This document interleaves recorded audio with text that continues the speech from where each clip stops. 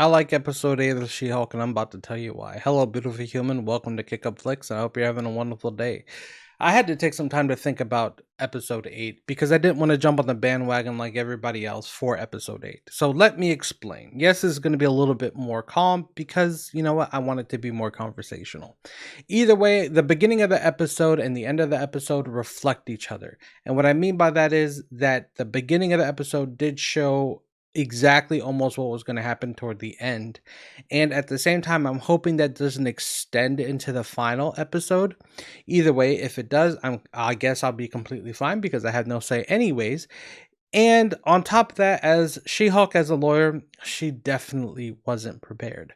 And what I mean by that is you have to defend a client that you don't want to defend, but you have to take personal feelings out of it because you are being billed, you are being paid to defend somebody, and therefore personal feelings do not matter anymore.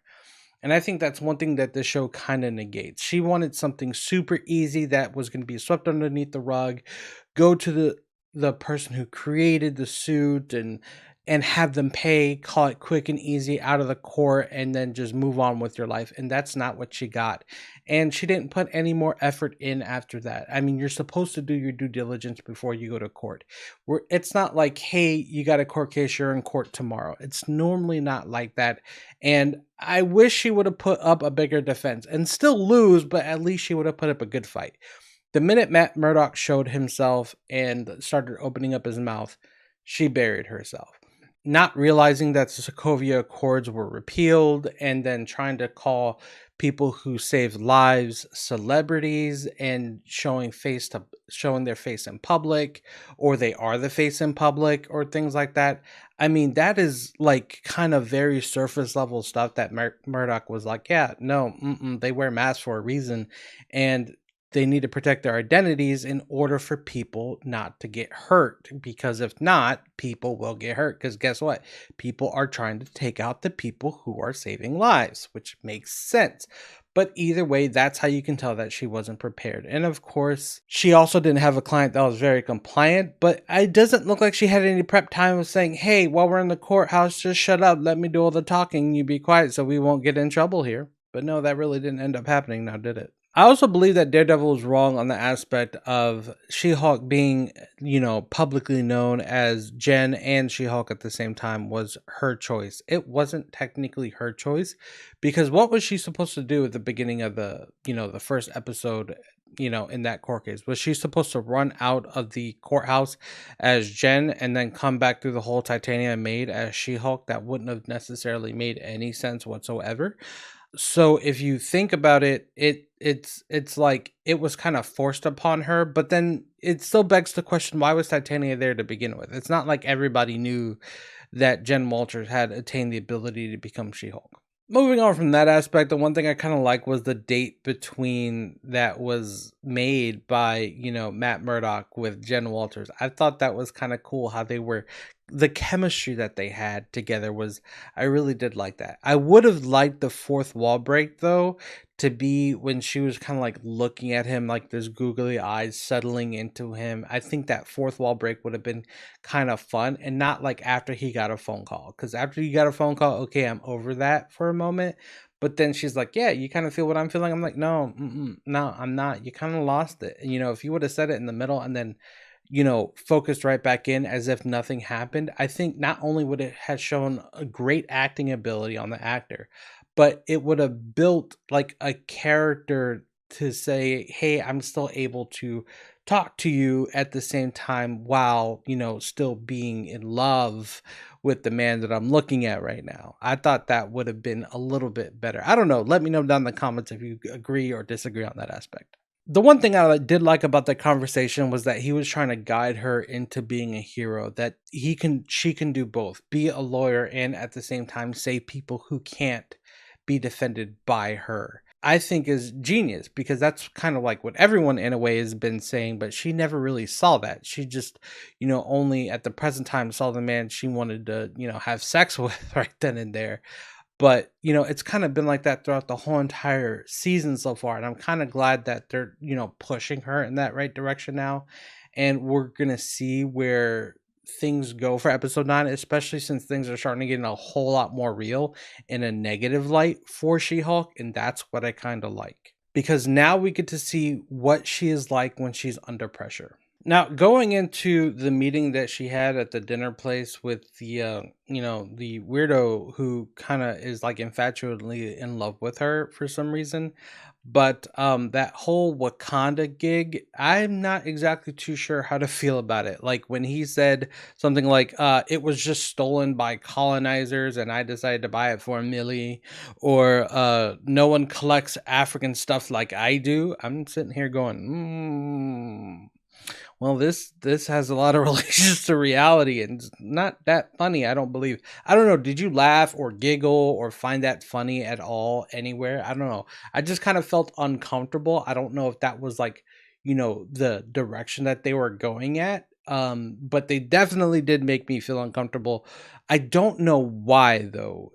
Exactly why I felt so uncomfortability, because I understand that Black Panther is a comic book, it's fictional and stuff like that, but at the same time I think it was the way it was done made me feel uncomfortable, the position. And I like the simple fact that She-Hulk was also uncomfortable throughout the whole entire thing, so I kind of fed off of that energy as well. And then how it ended, I believe it ended appropriately, though I think she should have thrown him across the room or through a wall, which would have made me feel a whole lot better without him hurting, but that didn't happen, but that's okay. Now going to the Daredevil and She-Hulk fight. Oh man, I really did like this fight. I liked when She-Hulk showed up and was in the suit. I was like, okay, cool, whatever. But Daredevil was there, and I was like, okay, this is gonna look good. He made her look really good. Now I will say this: She-Hulk, being a hero, needs a lot of work. She needs to be able to control her strength, be able to practice her moves using her strength so that she's not destroying everything. And who are you leaving a note or a phone number for anyways, for destroying a parking garage? Do you have enough money to even pay for that? Because you literally just lost a case like a few minutes ago. And the simple fact that she can't fight literally without destroying everything, I was kind of like, but why can't you like not destroy everything? Why can't you just fight and hopefully, do good things? But you're throwing other people's, property, destroying someone's car. You broke the ground, you destroyed a parking garage. You literally deafened Daredevil to a point where he, to be honest, I'm surprised he could even still hear. Especially right after you had like a sound wave come right at you that threw you into a car. And the crazy part is she has no idea who Daredevil is, as if almost the whole entire season of Daredevil didn't exist. And maybe it didn't. I'm going to say maybe, Daredevil didn't fight the Kingpin, or the Kingpin didn't get arrested.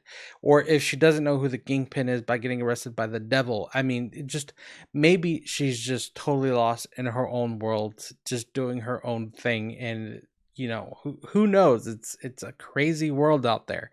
But her not knowing the devil, and I like the simple fact is how she made fun of the suit, called it ketchup and mustard. I kind of thought the same thing, and I found the suit a little counterintuitive. Like, you have something like gold and shiny, kind of reminded me like when Frieza turned gold a little bit. I was like, oh, okay, cool, now you're gold. And I think I was like, okay, whatever. But I guess they make it look good, because when he was standing in the shadow fighting all the goons, that was hilarious. Now, after they got to the lair, I forgot what the lair was called, but after they got to the lair, and Daredevil was trying to, educate Jen on the difference between the different types of like bad guys, guess what? She didn't listen. She just kind of blew him off. She was just like more infatuated with him, didn't care about the lesson learning. And I think that is like the number one problem that we've been seeing the whole entire season, and why she keeps falling into mistake after mistake after mistake and keeps repeating herself. She literally blows off everybody since the beginning of the season. She blew off the Hulk when he pretty much said, you need to learn how to control your strength. You need to learn how to control your anger. You need to learn yourself. But she was like, oh, no, I got it. I'm good. I'm ready to go. And even with the small amount of time she did spend with Bruce Banner, it still wasn't effective enough so that effective, and we get to see that throughout the whole entire season. But episode 8 was definitely a big reason why, Bruce Banner was right to begin with, why she should have listened to the smart Hulk versus, going off of her own feelings. Why? Because she still doesn't have any control over her own feelings. When she destroyed, when she let her anger get to her in front of everybody. You're a Hulk. You can't release your strength without fighting an enemy. You can't destroy buildings or furniture or stuff like that. You're just too big. You're just too strong. The simple fact is, if one item of that fell on anybody, chances are they would have been in the hospital while you would have been 100% fine. You made everybody run out of that building and didn't even think of the consequences. Oh man, did I go on a tangent. But yeah, she totally blew off what Daredevil was saying to begin with. But either way, damn, I did. I really did go off on a tangent there now, did I? That's okay. We're just gonna jump back on this train. So yeah, she kind of blows, Daredevil off with the, educational route of understanding, who you're facing, which is going to be more important, and not to go in there destroying walls and buildings and causing $1 million worth of damage. At least Daredevil, you just have to replace a door. To maybe if a bomb goes off, you have to replace a wall, but you're not going to be replacing a whole entire building that's going to take days, and if not maybe over a month to fix. Everything's pretty much fixable, or if not, can go all to the dumpster anyways. Now the ending of the episode. Oh man, the ending of the episode was a little different. I thought to myself, when she won the award and they she stands up and then all these other female lawyers stand up too, I was like, oh, this is nothing but a pageant. And there's only one lawyer that actually said the truth, and that was Amelia. Amelia said the truth, and then right after that, what does She-Hulk do? She did exactly what she did to Daredevil. Blew off what was important to say what she wanted to say. And again, you have that fault of why your life completely sucks over and over and over again. Why, guess what? You have this internet group called Intelligentsia finally coming after you, revealing themselves to you when you were warned about it days, maybe even weeks prior to them actually revealing themselves. And what did you do? Every time you got warned, you blew it off. And I think that is the major part of the character of She-Hulk that either they're getting completely right, or what annoys everybody about the whole entire season is that it's blatantly obvious when you should listen to somebody, and it's blatantly obvious when you shouldn't. And guess what? You shouldn't listen to the inner thoughts of She-Hulk / Jen, and you should listen to every single one of your friends that look crazies half the time. But that's completely okay, because why? Amelia's there. She keeps everything very much centered, and you keep falling for the thing. And when she destroyed, the TV and then try to pick up that man after she blew through a wall, like, why was it necessary to run through a wall and destroy the building? You just cost your company millions of dollars in damages to pick up one person at the end of an episode, let him go because you had all these guns facing you because you realized your mistake. And now we're going into episode 9. So let me know what you thought about this episode. And if you hung in there with me for this long, thank you so much. Don't forget to subscribe, hit that like button. And if you want to see more, please let me know. And most importantly, don't forget to kick up and not down. And I'll see you the next time I post. Peace.